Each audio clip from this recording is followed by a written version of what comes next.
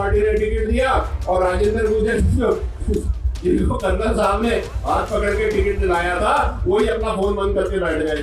तो मैं सोचता हूँ कि मैंने समाज की पगड़ी पहन रखी, मेरे को मदद करेंगे समाज के लोग, तो भाई तुम्हारा क्या हाल होगा जब तुम सरपंच और जिला परिषद लड़ोगे। तो क्या मैं, हम पटेल, कुर्मी, गुर्जर सब एक ही है। राम राम साहब, भगवान ने की।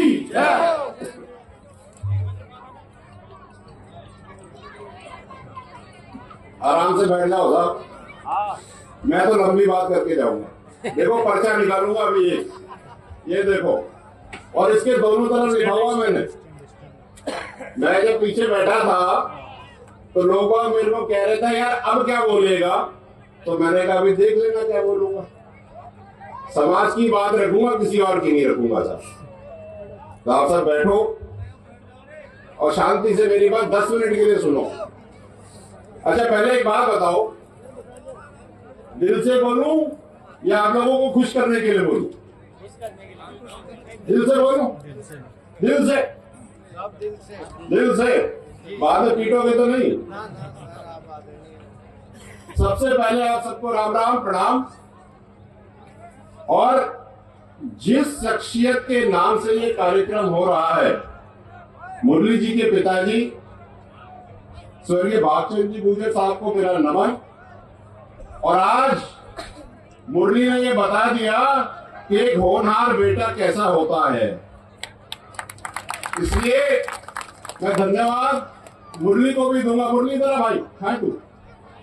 अच्छा नहीं भाषण इंटरव्यू दे रहा है ना होनहार बेटा आपका। मंच पे बैठे हमारे प्रिय अहमदाबाद गुजरात विरमगाम से आए हुए श्री हार्दिक पटेल जी आर खटाना साहब, जितने भी लोग अपने मंच पे बैठे, सिरादा साहब, आप पूरे मंचासीन लोगों को मेरा राम राम और नमन। और इसके साथ साथ मैं एक शख्सियत को और नमन करना चाहूंगा जो अभी थोड़े दिनों पहले हमारे बीच से चले गए, स्वर्गीय हेम सिंह बढ़ाना साहब। मैं आपको ये बताते हुए मुझे खुशी भी होती है, और शायद आपको ये बात पता नहीं है कि जब जब समाज की बात आती थी तो हेम सिंह बढ़ाना साहब एक वट वृक्ष की तरह खड़े होते थे। जब सरकार में मीटिंग्स होती थी संघर्ष समिति की, तो सरकार की तरफ से जो कमेटी थी उसमें माननीय राजेंद्र सिंह जी राठौर, अरुणजीत चतुर्वेदी जी, ओटा राम जी देवासी साहब और हेम सिंह बढ़ाना साहब होते थे। और मैं आपको बता दूं एक बात, सहन में याद रखना कि जब भी समाज की बात आती थी तो हेम सिंह बढ़ाना जी कहते मैं कुछ नहीं जानता, मेरे समाज है करके तुमको देना पड़ेगा। ये शख्सियत थी, तो उनको बारंबार नमन। वो चले गए हमारे बीच से, लेकिन जो वो हमें सिखा के गए उसको हम जिंदगी भर याद रखेंगे। आज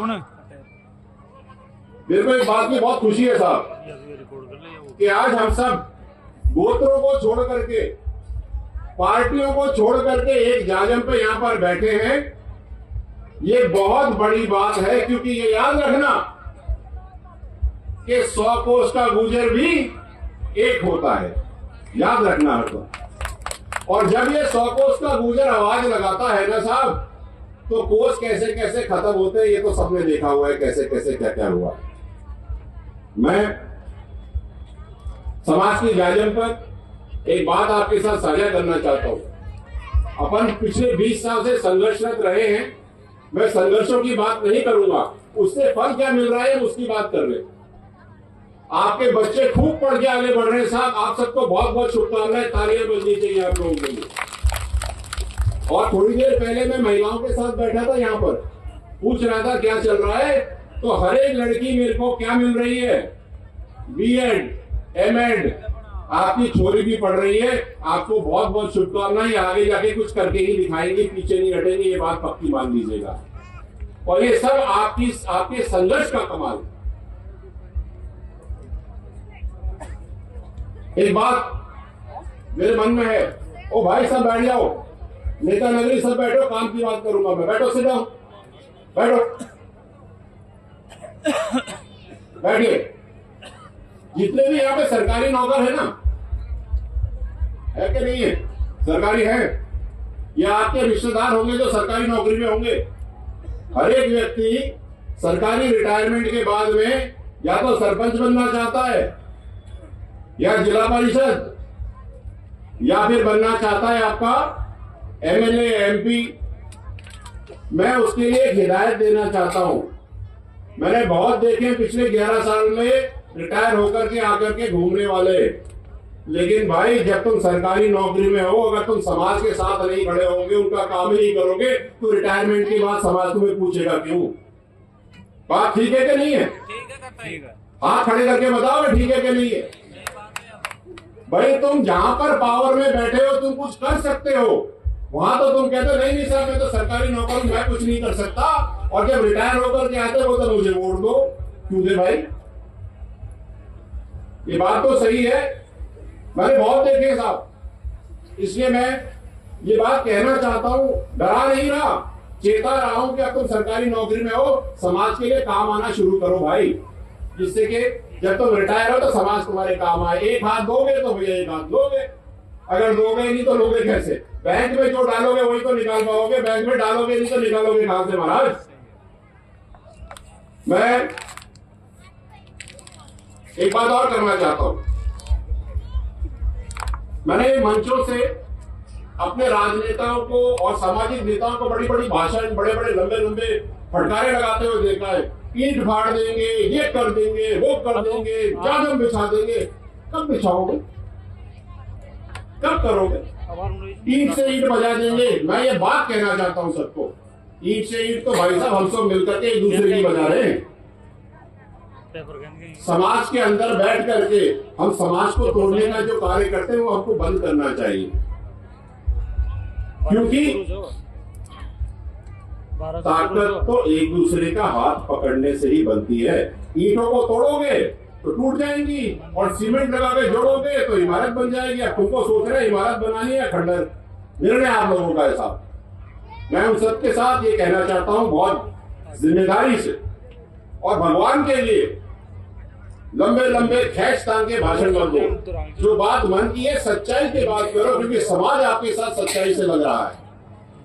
तो सच्चाई से लगे हुए समाज के साथ बरगलाओ मत, जिम्मेदारी से खड़े रहो। मैंने एक चीज और देखी है कि समाज के मंचों से हम लोग समाज की सच्चाई रखने में झिझकते हैं। हमें सच्चाई रखनी चाहिए, और मैं तो बहुत खुश हूं, मैं तो रखता ही। मेरे को पीछे से कह रहे थे अब क्या बोलेगा, मैंने कहा लो सुन लो, ये बोलने वाला था। क्योंकि आप कुछ भी कह सकते हो, किसी को भी बरगला सकते हो, लेकिन दाई से पेट थोड़ी छुपा सकते हो यार, वो तो सच्चाई रहेगी रहेगी। एक दूसरे का समर्थन करना सीखो। अभी पंचायती के चुनाव आएंगे साहब, सरपंच जी लड़ेंगे खूब सारे, देख लेना एक गांव में एक खाड़ा नहीं होगा, 4-4 खाड़े होंगे कि दूसरे को खेचू कैसे। सही है? एक साथ एक जाजम पे खड़े हो। कोटपुतली में मैंने पगड़ी उतार उतार के कमरों में जाकर के बोला भैया एक आदमी को खड़े होने दो, तो देखो आपका एमएलए वहां बन गया। और मैं किसी का उदाहरण क्या दूं, मैं तो अपना ही दे सकता हूं। मेरे को देवी उनियारा से पार्टी ने टिकट दिया, और राजेंद्र गुजर जिनको कर्नल साहब ने हाथ पकड़ के टिकट दिलाया था, वही अपना फोन बंद करके बैठ गए। वो भी संघर्ष समिति की है। मैं क्या बोलूं भाई?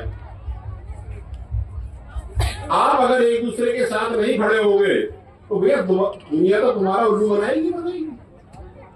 जब मेरे साथ ये हो सकता है, जो मैं सोचता हूं कि मैंने समाज की पगड़ी पहन रखी है, मेरे को मदद करेंगे समाज के लोग, तो भाई तुम्हारा क्या हाल होगा जब तुम सरपंच और जिला परिषद लड़ोगे? तो सोचने वाली बात। इसलिए थोड़ा सा मन को कड़क करो। एक बात और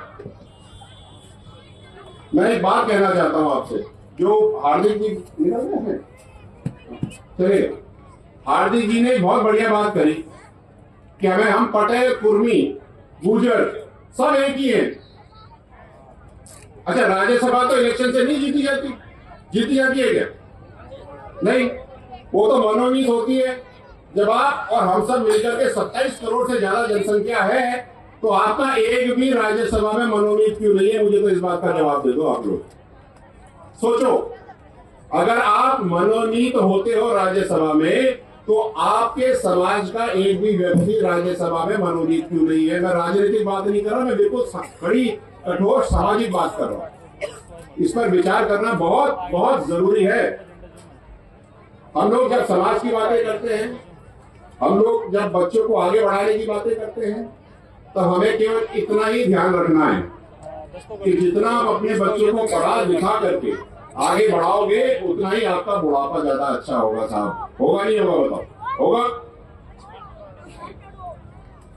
जो बच्चे, एक जाते जाते छोटी सी हिदायत देता जा रहा हूँ कि रसिया गाने में तो बहुत मजे आए, नाचने में उससे ज्यादा मजे आए, और जो बच्चे नशे का इस्तेमाल कर रहे हैं, उस नशे से ज्यादा उठ करके अगर अपनी संस्कृति का नशा करोगे तो मजा बहुत ही आएगा। साहब, वो सब छोड़ो, यहाँ लगो और यहाँ से फिर आगे बढ़ो।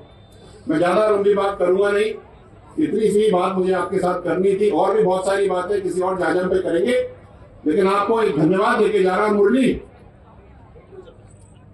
कितना सारा इंटरव्यू ले रहा है मुरली, जरा भाई।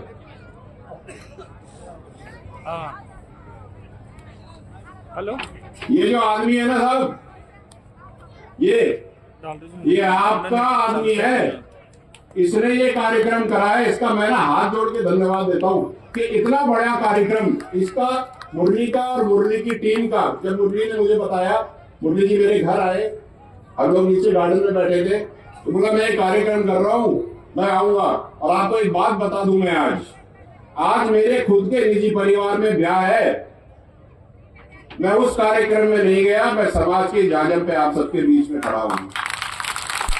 मुझे आज देहरादून जाना था, मेरे कजन भाई के बेटे का ब्याह है आज, मैंने वो छोड़ दिया।